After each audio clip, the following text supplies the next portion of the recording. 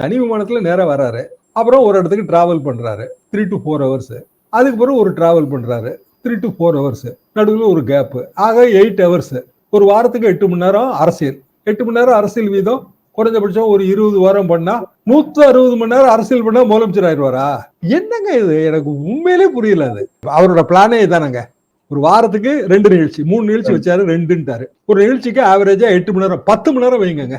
அப்போ 20 மணி நேரம். ஒரு வாரத்துக்கு 20 மணி நேரம். இதே மாதிரி 10 நிகழ்ச்சி போட்டாருன்னா 200 மணி நேரம். 20 நிகழ்ச்சி போட்டாருன்னா 400 மணி நேரம். 400 மணி நேரம். நீங்களும் நானும் வேலை பார்க்கறதே எத்தனை மணி நேரங்க? 400 மணி நேரம் வேலை பார்த்து நாட்டை ஆண்டுருவாங்களாமா? அதாவது விஜயோட கணக்கு முதல்ல இருந்தே தவறு. கட்சியை கட்டுக்கோப்பாக மாற்றி அப்படியே உழைச்சு மக்கள் அபிமானத்தை எல்லாம் பெற்று ஜனங்கள்கிட்ட ஓட்டு வாங்கி அவர் முதலமைச்சர் ஆகிறத யாரும் தடுக்கல. ஆனாலும் அவரை குறை சொல்லிட்டு இருப்பாங்க, கிரிட்டிசைஸ் பண்ணிட்டு தானே இருப்பாங்க.